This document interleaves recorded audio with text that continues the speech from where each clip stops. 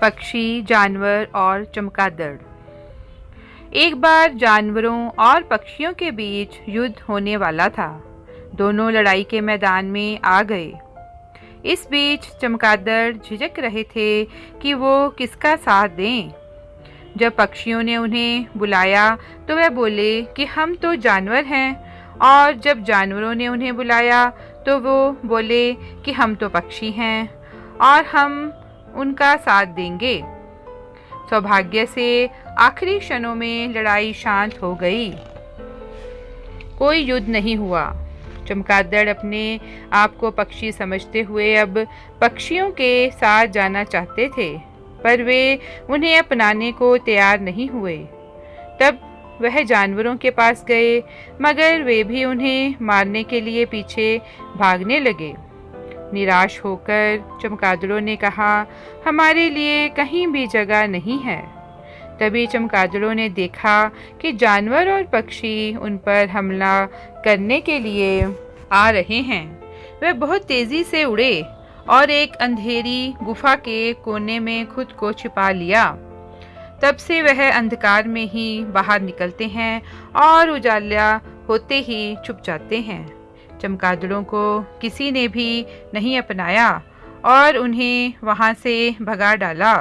तब से चमगादड़ों ने एकांत को अपना लिया। शिक्षा: ना चमगादड़ इधर के रहे और ना ही उधर के। धन्यवाद। घमंडी नाग और मेहनती चींटियाँ। एक घने जंगल में एक बड़ा सा नाग रहता था। वह बड़ा शक्तिशाली था। चींटियों के अंडे, मेंढक तथा छिपकलियों जैसे छोटे जीव जंतुओं को खाकर वह अपना पेट भरता था। रात भर वह अपने भोजन की तलाश में रहता और दिन निकलने पर अपने बिल में जाकर सो जाता। धीरे धीरे वह मोटा होता गया। हालत यह हो गई कि वह इतना मोटा हो गया कि उसका बिल के अंदर बाहर आना जाना भी दूभर हो गया।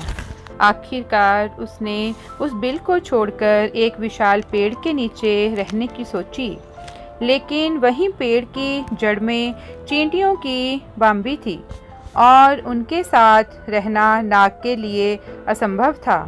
सो वह नाग उन चींटियों की बाम्बी के निकट जाकर बोला, मैं सर्पराज नाग हूँ, इस जंगल का राजा। मैं तुम चींटियों को आदेश देता हूँ कि यह जगह छोड़कर चली जाओ, कहीं और जाकर अपनी बाम्बी बनाओ। वहाँ और भी जानवर थे जो उस भयानक सांप को देखकर डर गए और जान बचाने के लिए इधर उधर भागने लगे। लेकिन चींटियों ने नाग की इस धमकी पर कोई ध्यान ना दिया। वे पहले की तरह अपने कामकाज में जुटी रहीं। नाग ने यह देखा तो वह गुस्से में जोर से फुंफकारा। यह देख हजारों चींटियां उस बाम्बी से निकल पड़ी और नाग से लिपटकर उसके शरीर पर काटने लगी। नाग बिलबिलाने लगा। उसकी पीड़ा असहनीय हो गई और शरीर पर घाव होने लगे थे। नाग ने चींटियों को हटाने की बहुत कोशिश की, लेकिन असफल रहा।